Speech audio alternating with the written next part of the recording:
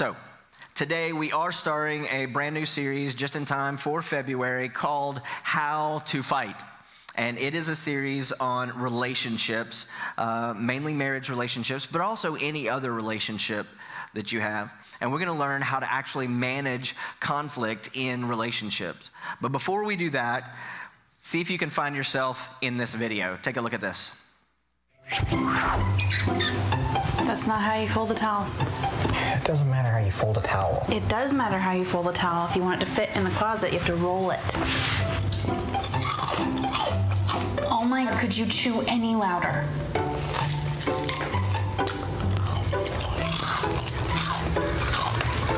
This goes on here. It takes 2 seconds. Well, then the next person who comes in will do it. That's not the point. What do you want to get for dinner? I don't really care.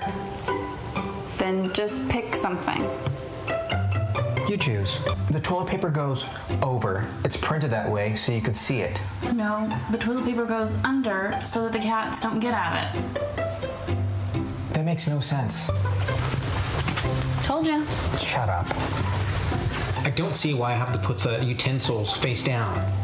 Because when they're sticking up like that, if someone trips and falls, they're going to impale themselves and die. That's literally the stupidest thing I've ever heard. I'm not playing this game where I list every single thing and you shoot it all down. I'm not doing this again.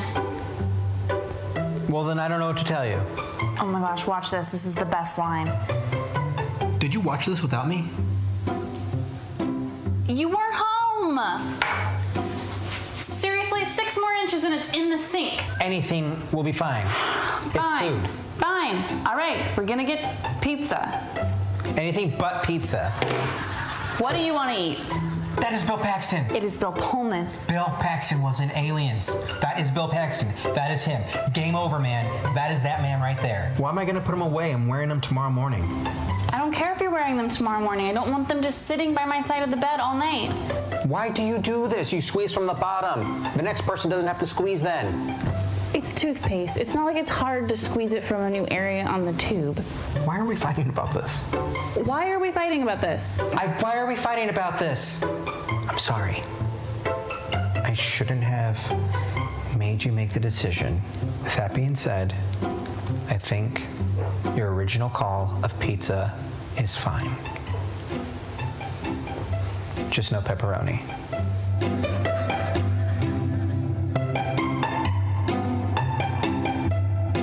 What do you want on it then? Anything other than pepperoni. Oh my God, I'm going to murder you, and when the pizza guy gets here, he's going to help me bury your body, and then we are going to get married. No, he won't, because he'll probably be like, yeah, I feel you, bro.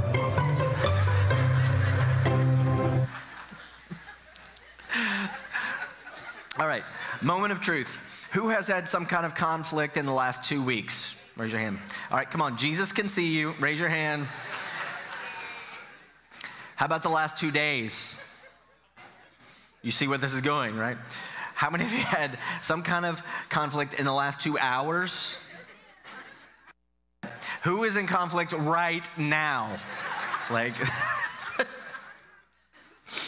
as I mentioned, we are starting a new series. It is called How to Fight.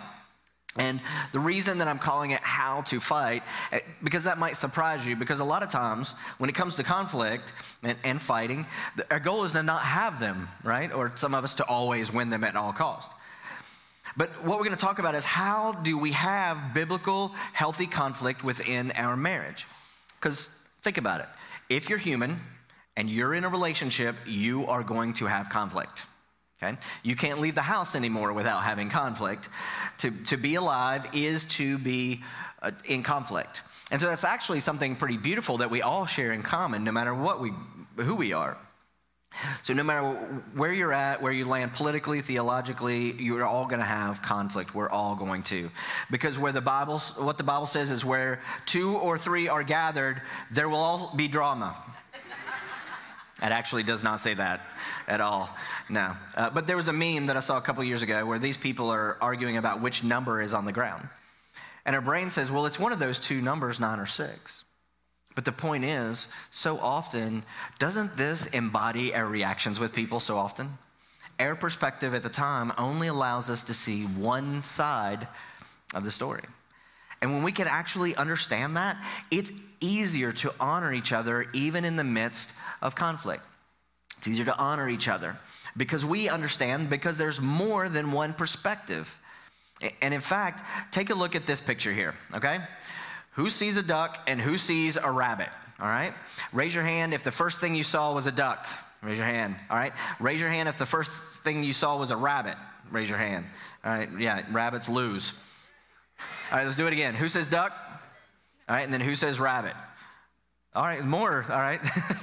All right, so let's have some conflict. Let's fight. Rabbit or duck? Let's get into it. No. Look, it's one thing to disagree about a meme. It's something else to have real conflict in our life. And maybe with our spouse that doesn't have the same cleanliness value as you. Or it could be a relative that actually has strong political views but weak social skills. Anybody know that person? We all have conflict within our life. But one of the problems that we have when it pertains to conflict is that usually we're not prepared for it, right? We don't have a strategy for it. I mean, we know it's coming. Life is full of conflict, so if we know it's coming, why don't we have a strategy for it? And the problem is not that we have conflict, the problem is that we don't have a strategy to deal with it. And usually when conflict comes, we end up being reactionary. And depending on your personality or past history, you might do things like avoiding the issue, or maybe react by lashing out in anger, or sometimes even people resort to violence out of conflict. And that's not okay. Or you could be passive aggressive and subtle jabs at people, or engage in personal attacks as opposed to actually addressing the real issues. And it's all because we don't have a plan. We're not thinking of it ahead of time like we know it's going to happen. And so how am I going to react when I get there? A lot of times we end up blaming the other person out of reaction, or focusing on the past instead of the actual solution. And the worst of all worst is, regardless of what your reaction is, we can get to a place where we're actually unwilling to compromise. And so instead, we end up trying to win the fight no matter the cost. But there is a way that conflict can actually be constructive and not destructive. For conflict to actually build your marriage stronger, or your close relationships stronger, and not tear it down. One of my favorite verses comes from Proverbs, and it actually says, "As iron sharpens iron, so one person sharpens another." And that's not really a cuddly verse, right? It's like, oh, iron, I just love to cuddle iron, you know. It's not like that.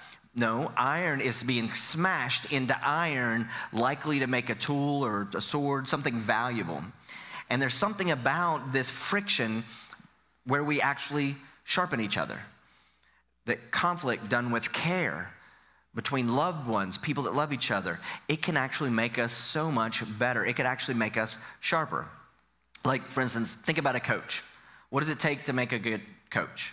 I'll tell you what makes a terrible coach is a coach that never disagrees with you about anything. Everything you're doing is perfect. I got nothing to teach you. Awesome job. No, a coach is always disagreeing with you. Hey, your form is a little bit off there. You'll get a little bit more power if you do that. A coach is constantly disagreeing with you, and that's what I'm talking about as far as iron sharpening iron. You can think about it this way. I borrowed this xylophone from the nursery in the back. There's probably a child back there crying because their favorite toy is up here with me. But don't worry, I'll return it. All the children will be happy again. But today I want to use this to actually help us understand something, okay? So I looked up a little bit about scales and theory. Most of it goes over my head, to be honest. I'm self-taught. I'm a musician, but I'm self-taught. My father actually studied in college to be a classical symphony conductor, so he understands all of this. If I get anything wrong, he'll let me know, I'm sure. But if you know anything about music, you'll have the same reaction to what you're about to hear. All right, you ready?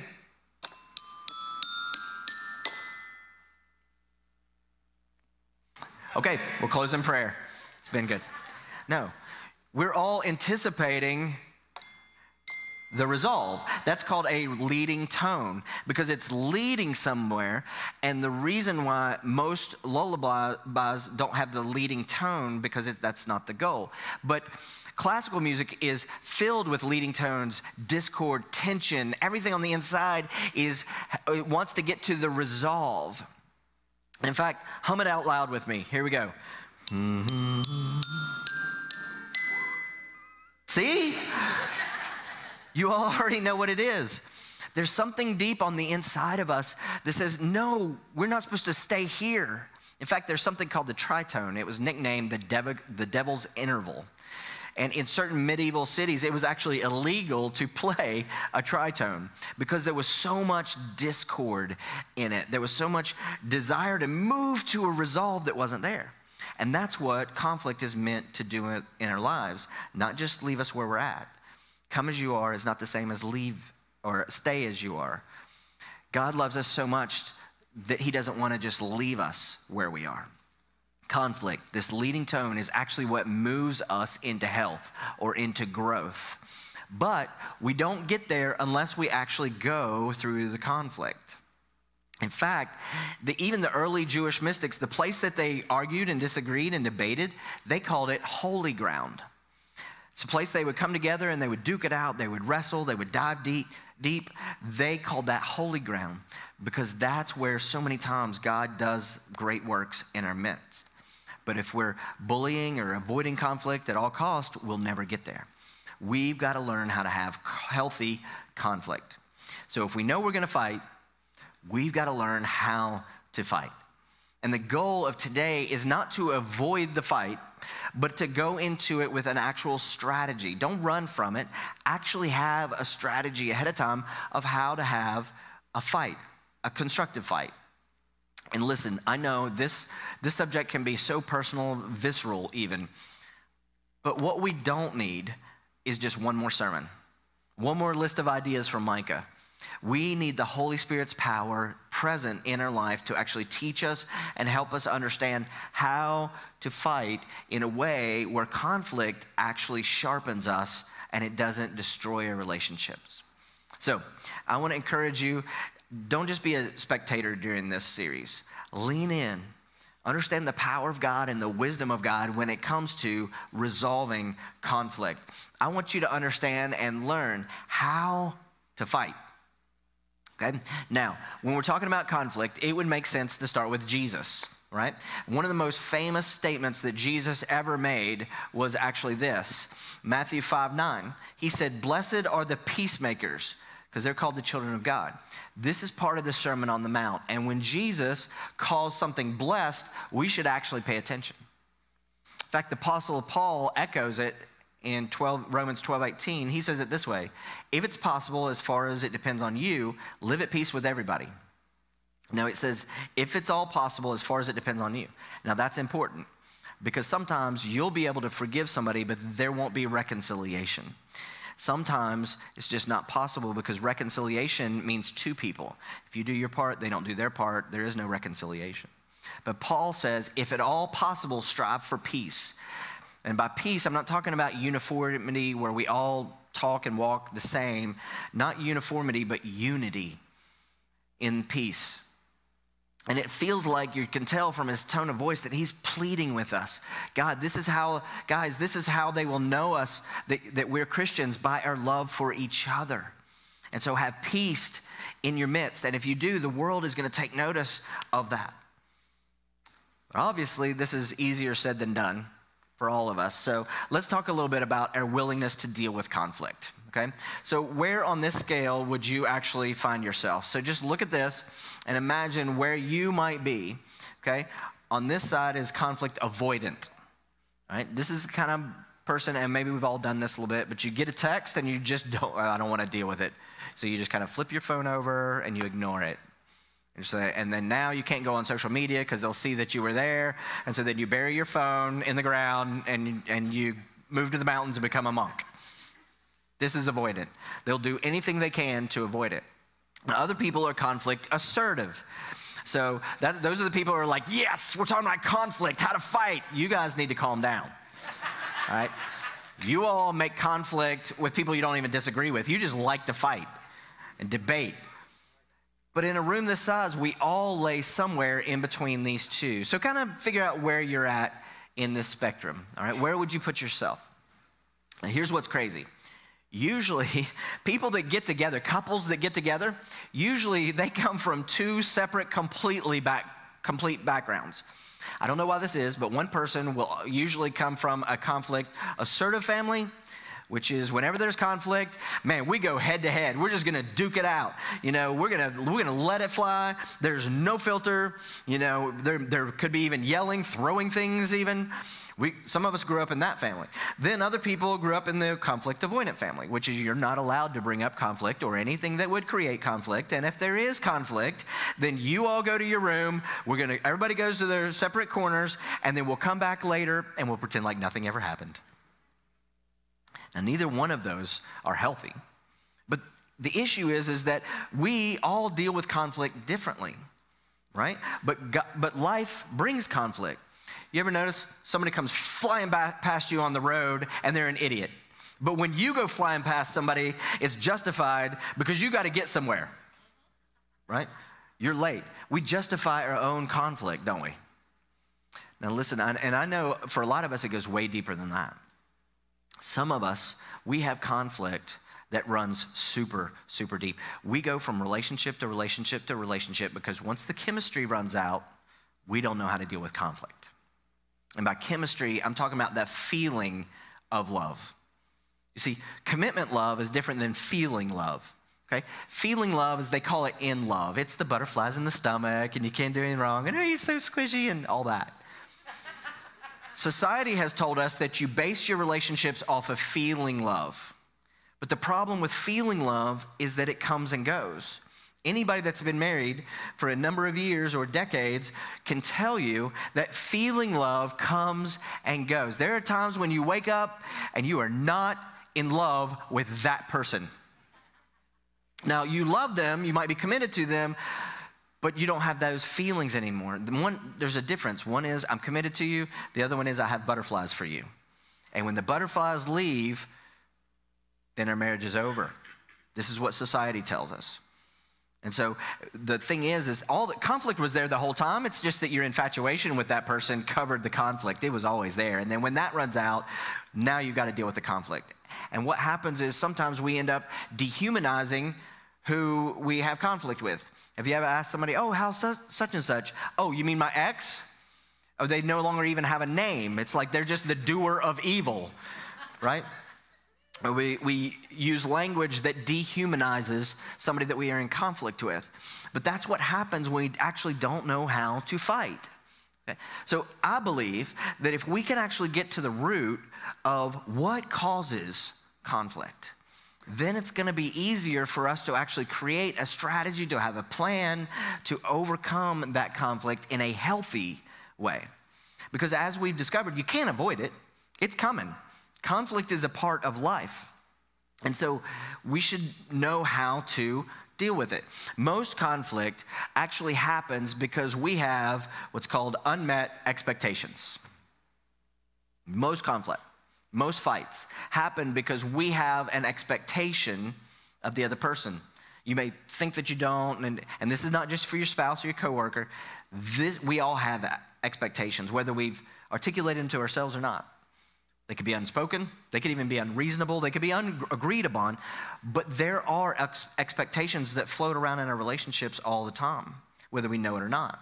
And so often our response to our spouse or our loved ones is because they don't meet those expectations.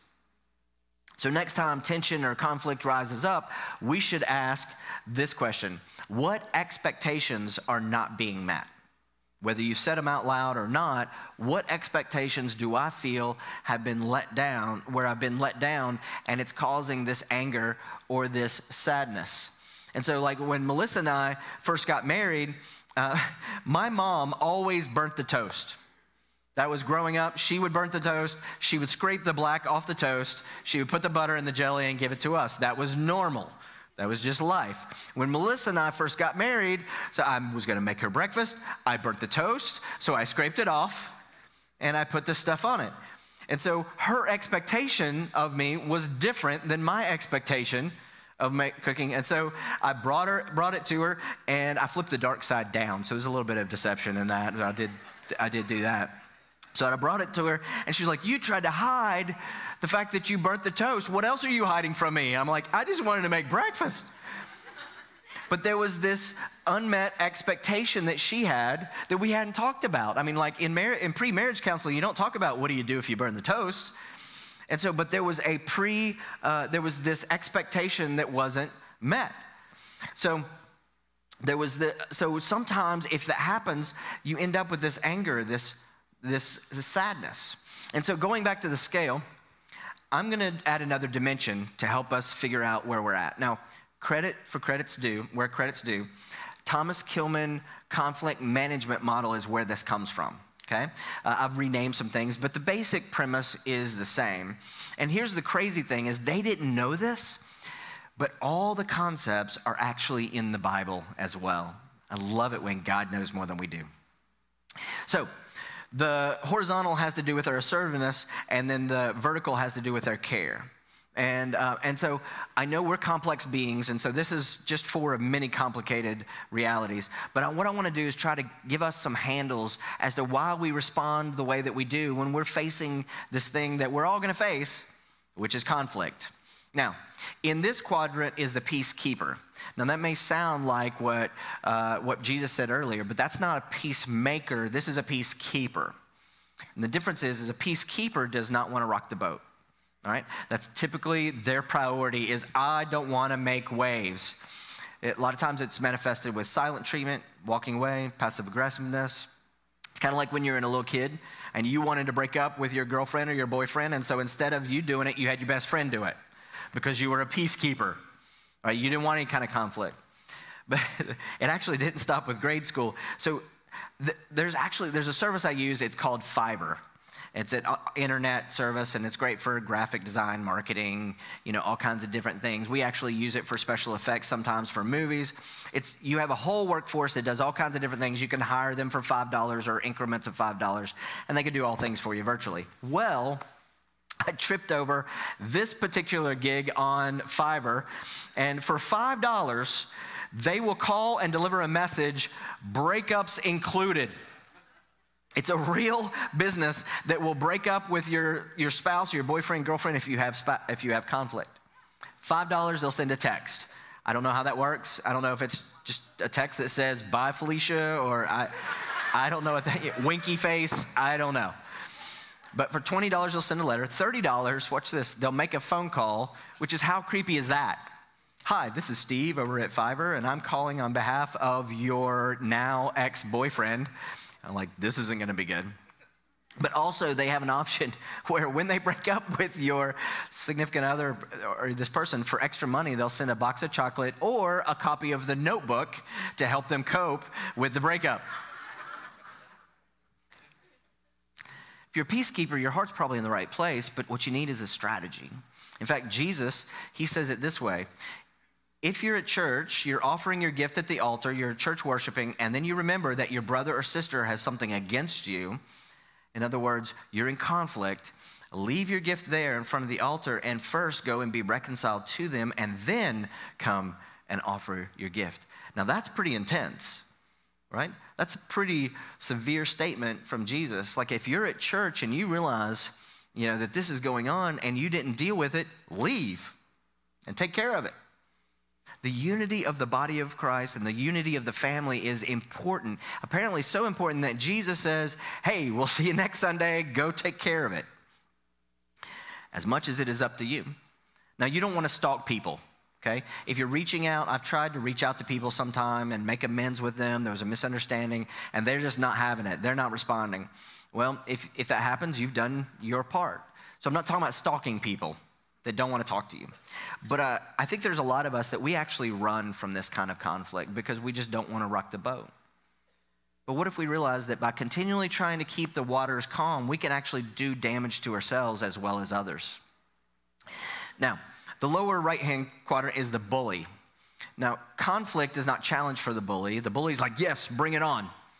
The challenge for the bully is not confrontation. It's actually confrontation with care and with love. The bully is ready to dive in. You name the time, place, let's bring it on, let's do it. Even if it's inappropriate time or place, they're in.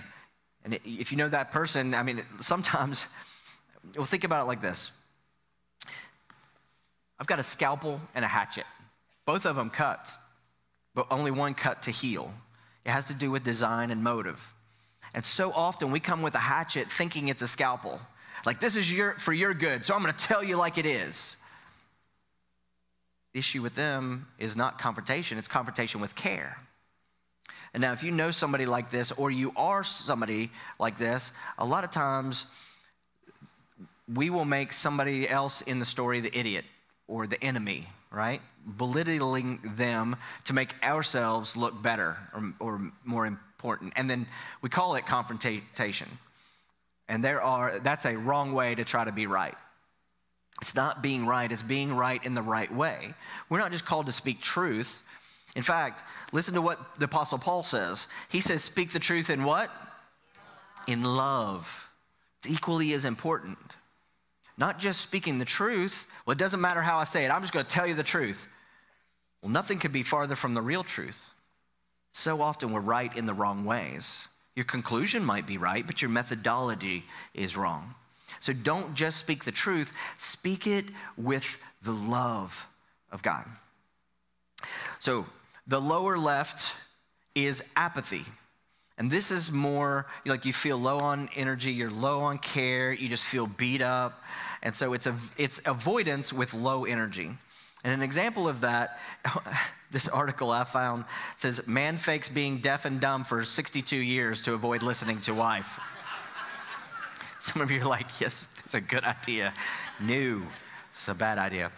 In fact, the story later talks about how frustrated the wife was because she spent 2 years learning sign language for this man. And when she perfected it, his eyesight started to go.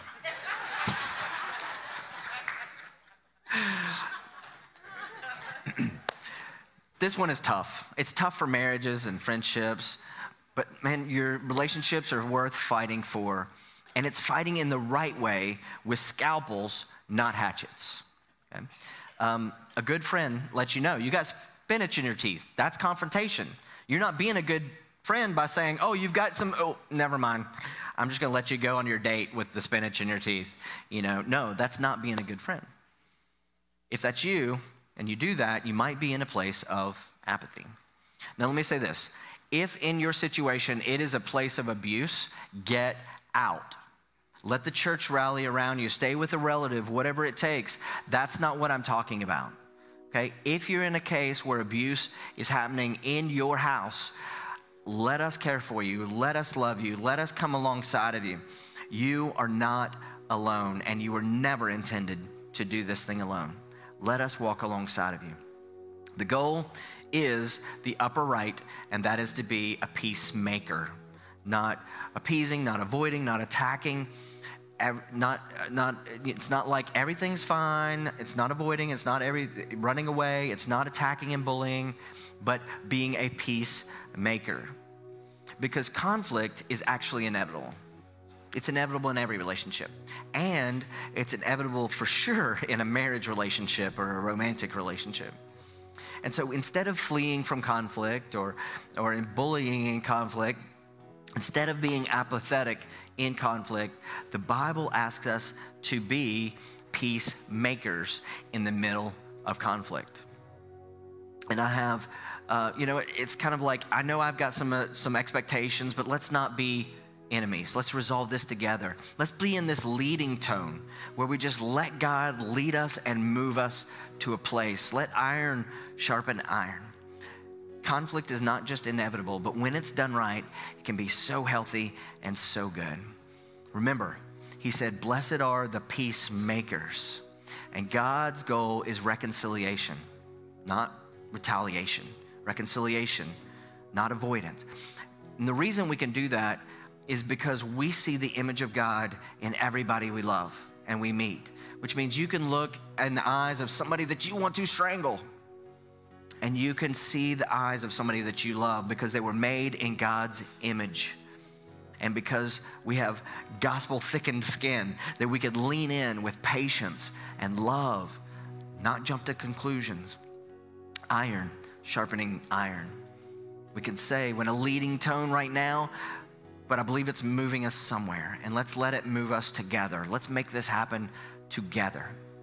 I'm telling you, I know this can be hard, this can be difficult. And sometimes you might have to walk away for a period of time, but believe that you can come back together and you can do it together. And what if we were an example to the world around us? What would it be like if the church made this a priority in our lives? Not to avoid conflict, but to have conflict God's way and have him at the center of what we say and what we do. And so that begs the question, how? Easy said, but how? How do we become a peacemaker like Jesus was talking about? In our marriages, in our close relationships, when conflict comes, how do we do that? Well, for that answer, you're gonna have to come back for the next 3 weeks as we talk about how to fight. Would you stand with me?